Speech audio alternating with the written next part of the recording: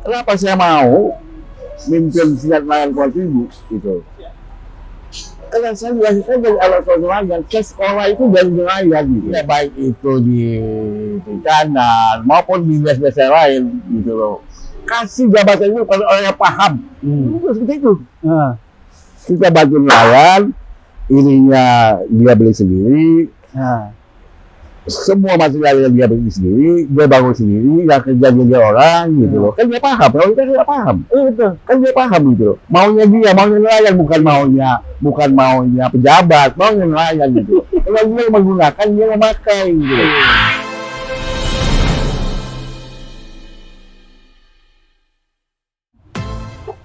Halo teman-teman, kita ketemu lagi di podcast Ngotrek, podcastnya orang Pulau Seribu.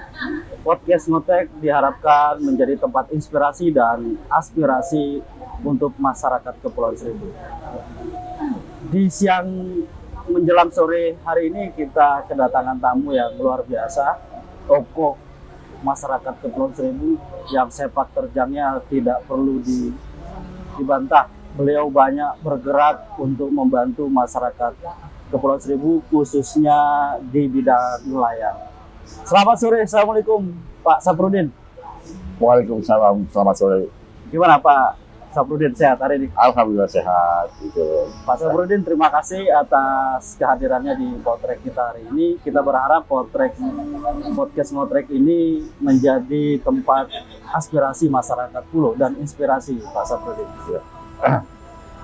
Pak Saprudin, sebelum kita akan nanti ngebahas tentang apa sih yang Bapak mau lakukan untuk nelayan dan bagaimana nelayan Kepulauan Seribu ke depan, ada pertanyaan wajib yang harus Pak Saprudin jawab.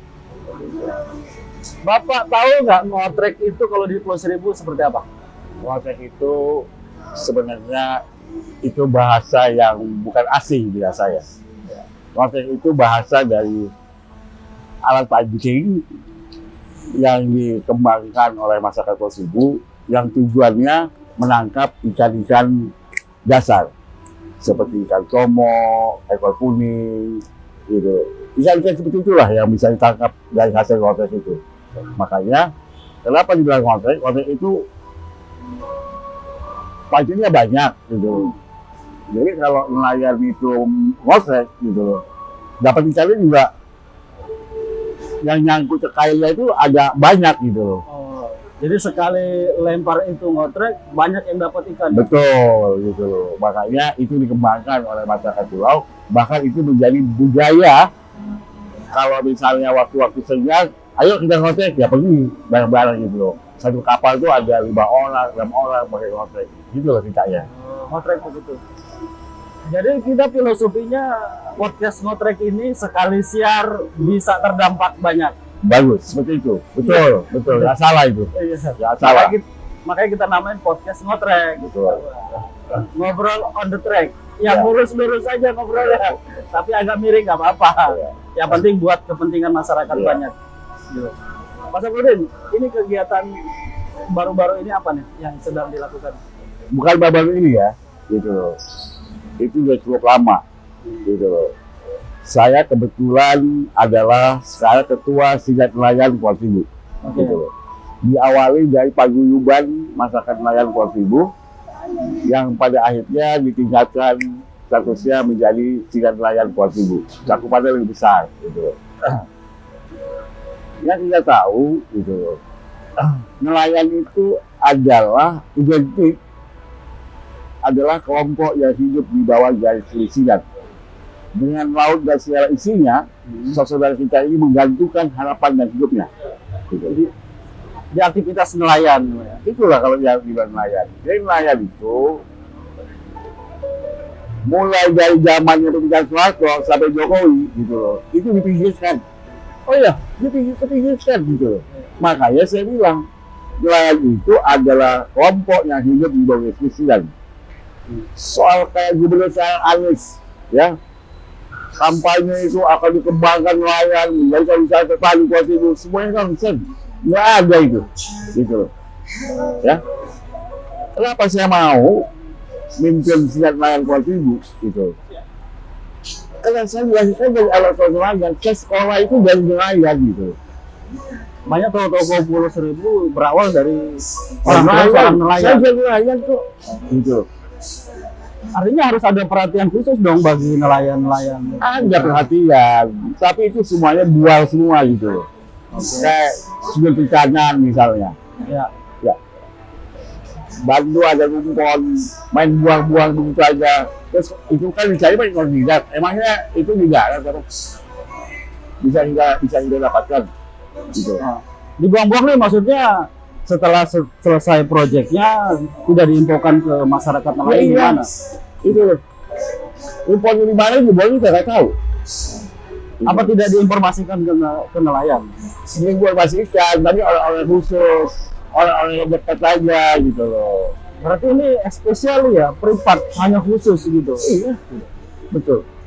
Nah, dengan nelayan kontribu ini besok ini akan membantu nelayan pembagian rumpon di kontribu. Ya itu akan dilakukan oleh Serikat Nelayan. Gitu.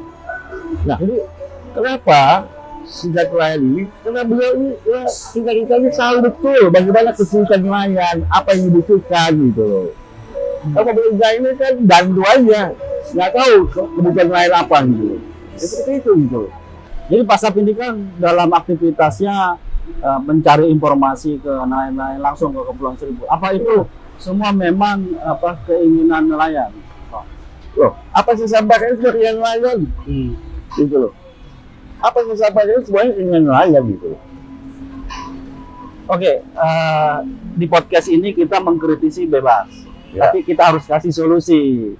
Nah, apa kira-kira yang bagus solusi buat pemerintah lah secara menyeluruh untuk nelayan-nelayan khusus di Pulau Seribu? Iya, baik itu di perikanan maupun di desa-desa lain gitu loh.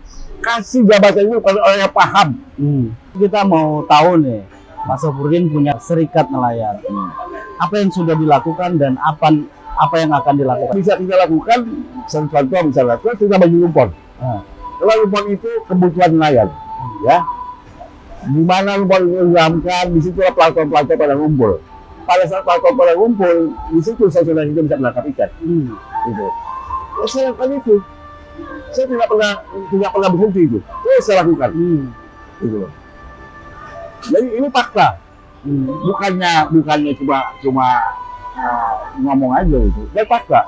Jadi Insya Allah minggu depan akan kita bantu rumpon di Pulau Tidul, Pulau Lancang.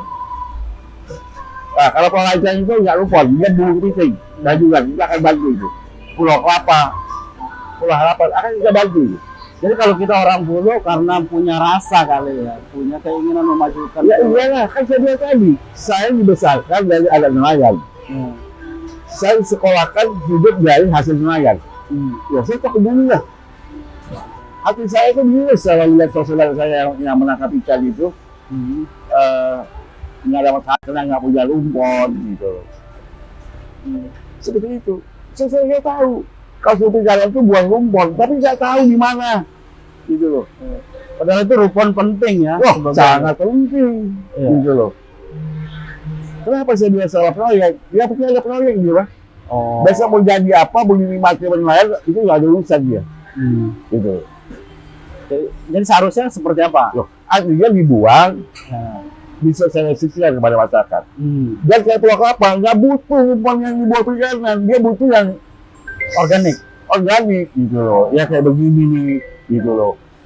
Artinya ada spesifikasi khusus ya buat nelayan gitu loh. Kalau dia kan saya proyek, gue buang lah pokoknya, yang penting gue udah kasih rumpon. Emangnya di darat bisa dilihat, di lautan bos bisa pakai GPS.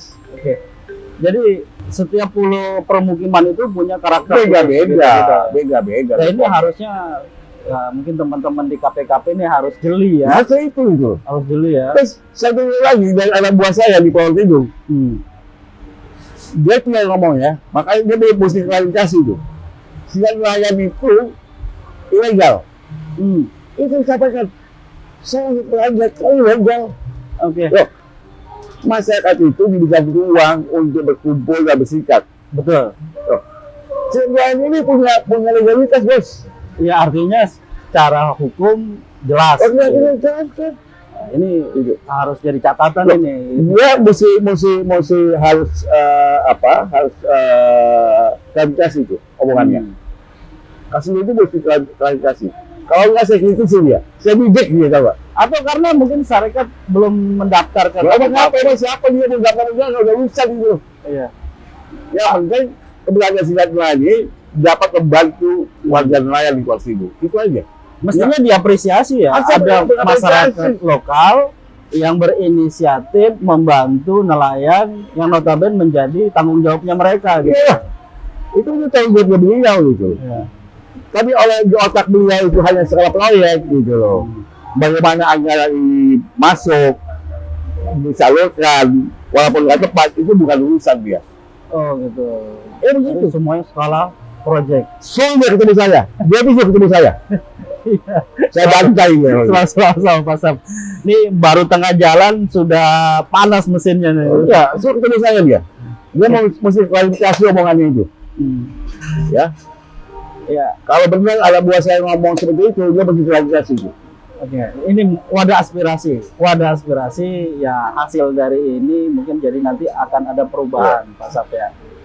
Terus untuk pembinaan nelayan sendiri selain memberikan rumpon atau instrumen-instrumen yang lain. Kalau nggak salah beberapa waktu lalu juga membantu apa namanya budidaya ya. Ya. Keramba budidaya apung. Terus nelayan semua itu dia punya BPJS tenaga kerjaan, dia kita bantu juga, kita kasih. BPJS ke tenaga kerja. Iya, kita kasih loh. Itu salah satu bentuk konkret ya. Konkret lah, kita kasih. Ya ini kan kita bayar. Oke. Kalau untuk pembinaan nelayan untuk bergerak supaya itu menjadi nilai ekonomi yang lebih baik, apa yang sudah dilakukan oleh serikat nelayan? Misalnya beliau itu kita bantu UMKM-nya yang bikin pupuk, kita bantu bagaimana membuat kemasannya. Sudah kita bantu itu. Gitu loh. Sudah kita bantu. Memang belum semua pulau, baru Kelapa dan Harapan kita bantu. Nantinya akan semua pulau kita bantu itu. Jadi serikat nelayan ini kan pasti punya apa mitra untuk memberikan program-program itu ke nelayan di Kepulauan Seribu. Mungkin ada apresiasi buat mitra yang mendukung serikat dalam menjalankan program pembinaan itu. Iya, sementara ini dari dana bantuan pengusaha-pengusaha aja. Ya kebetulan kita dekat, kita kenal gitu loh. Yang punya simpati kepada masyarakat nelayan, itu yang dia bantu gitu loh. Nah, besok ini juga bantuan dari dasarnya dari anaknya Jenderal Fahruji. Oke. Ya. Jadi beliau mau bantu buat nelayan gitu loh. Nah, insya Allah kan beliau juga ikut kok. Pulau beliau juga hadir pada saat sesungguhnya. Ngotrek boleh ikut juga ya? Oh boleh. On the spot. Boleh ikut gitu. Apa kita melihat bantuan ini benar-benar real, benar-benar ini disalurkan gitu. Bukan sekarang proyek ini, nggak ada urusannya. Jadi berapa banyak nanti untuk bantu masyarakat nelayan? Rencana kita bantu ini step by step gitu loh. Kita bantu 500 rumpon. Kita bantu. Itu 500 rumpon bentuknya apa? Organik atau organik? Artinya rumpon itu dibikin oleh nelayan, ya. Tenaganya dibayar, betul. Terus untuk mereka juga, betul. Dari mereka untuk mereka, betul. Gitu. Luar biasa serikat. Ya begitu seperti itu. Dari dulu juga seperti itu. Nah. Kita bantu nelayan, ininya dia beli sendiri. Nah. Semua material yang dia beli sendiri, dia bangun sendiri, yang kerja dia orang gitu loh. Kan dia paham, kalau kita tidak paham. Betul. Kan dia paham gitu loh. Maunya nelayan, bukan maunya pejabat, maunya nelayan gitu. Kalau dia menggunakan, dia memakai gitu loh. Jadi serikat hanya memfasilitasi, kebetulan ada yang peduli, ini keuntungan besar buat nelayan. Iya. Mestinya model-model kayak gini nih harus diapresiasi ya. Bukan dibilang ilegal. Loh, salah dia. Iya. Ketemu saya salah dia. Iya. Saya akan bidik itu. Ya akan saya kritisi badan nelayan di Kepulauan Seribu. Ya, yang bersumber dari asli-asli di jalan. Iya. Ya, akan saya cek itu. Oke. Jadi kata orang Pulau marahlah orang gitu. Itu. Tapi tetap kita on the track, kita kritisi, tetapi kita kasih solusi. Salah satu solusi yang diberikan teman-teman serikat nelayan ini seperti tadi, memberikan fasilitas atau instrumen nelayan yang sesuai dengan keinginan mereka. Setelah ini pastinya punya keinginan banyak dong memberikan sesuatu untuk nelayan-nelayan Iya. kita. Apa kira-kira, Pak? Nah, kita kan rencana ini mau buat, ini baru set plan ya, kita mau buat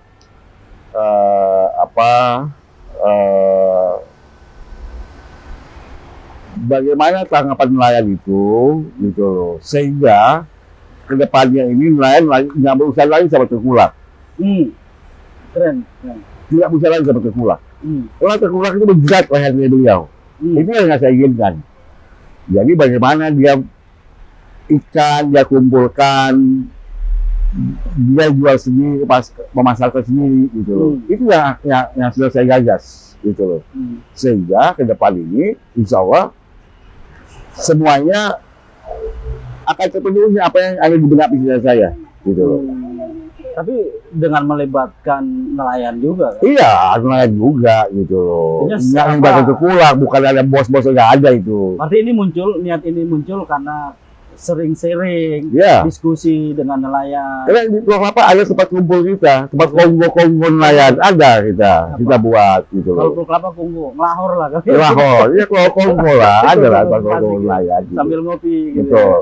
Jadi apa sih yang Pak Sap inginkan ke depan untuk nelayan Kepulauan Seribu ini secara general gitu umum? Saya menginginkan ke depan ini nelayan yang dibanjirkan, gitu loh. Tolong beliau itu apa bentuknya, ini kan warga negara. Pemerintah wajib mensejahterakan, gitu loh. Bahwa kalau ada program itu yang benar lah, gitu loh. Jadi nggak usah ditutupi, nggak usah ada orang kerja ini, nggak usah begitu, gitu loh. Kalau kerjanya benar, pasti tidak dikritisi. Kita support kalau kerja benar. Didukung ya secara penuh. Ini nggak benar kok, gitu loh. Mulia cita-citanya ke depan. Nah, Insya Allah. sekarang ini persentase masyarakat di Kepulauan Seribu yang berprofesi sebagai nelayan setelah dihantam, maksud saya apa ya, tanda kutip lah ya, dihantam dengan profesi kayak PJLB, PPSU dan lain-lain. Pak Sap melihat bagaimana gerak ekonomi nelayan? Ya begini, walaupun ada PJLP, profesi itu tidak akan hilang, ya. Kalau PJLP itu kan anak-anak generasi muda-muda sekarang yang bekerja, gitu loh. Tapi generasi yang tua-tua, yang seumur kita ini masih berprofesi nelayan, gitu. Dan ini tidak boleh dilupakan, gitu. Dan harus kita berdayakan ini, gitu loh. Nah, pemberdayaan ini harusnya menjadi tanggung jawab pemerintah, gitu. Domain pemerintah. Domain pemerintah, gitu. Karena dia punya anggaran, gitu loh. Tapi karena yang mengelolanya paham soal nelayan, nggak ke laut, gitu loh. Ya sudah, akhirnya begini nelayan, gitu. Minum dulu Pak, biar dingin. Ngopi dulu, ngopi dulu. Ngopi dulu.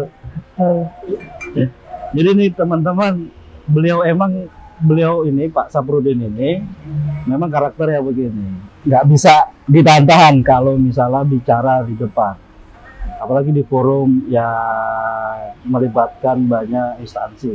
Beliau kalau mau menyampaikan sesuatu yang ada di benaknya, ya udah disampaikan aja gitu. Saya ada urusan, gitu. Mau bupati, urusan apa, saya nyampaikan apa yang ada aja, gitu. Terpenting untuk masyarakat Kepulauan Seribu. Itu yang penting. Itu yang penting. Karena yang saya bela itu warga masyarakat Posisi. Nanti teman-teman ngotrek atau pihak-pihak terkait yang disebutkan namanya oleh Pak Saprudin, ngotrek siap memfasilitasi. Oh siap. Kalau ada klarifikasi, Ya. gitu. Artinya biar balance lah. Oh iya, Pak. seimbang. Harus gitu. Luar biasa. Emang agak ngeri-ngeri sedap ini. Cuman ngotrek tetap komitmen. Ini suara, ini aspirasi masyarakat Pulau. Itu statement atau pendapat dari siapapun masyarakat Pulau, Ya. menyampaikan kegelisahan masyarakat Pulau, kewajiban kita bersama untuk menyampaikan. Ya. Kalau ada klarifikasi, ada ya sesuatu hal yang harus dijawab, Oh saya jawab ini. iya siap. Siap saya jawab. Iya. Kapanpun. Ini harus jadi karakter orang Pulau. Komit. Teman-teman ngotrek, terpaksa kalau saya bilang ini jadi bagian satu. Artinya nanti ada bagian 2 yang mengulas terkait mungkin nelayan atau hal-hal lain yang memang harus perlu dikritisi dan kita kasih solusi. Pak Safrudin, terima kasih banyak sore ini sudah mencerdaskan ngotrek walaupun agak ngeri-ngeri sedap gitu kan.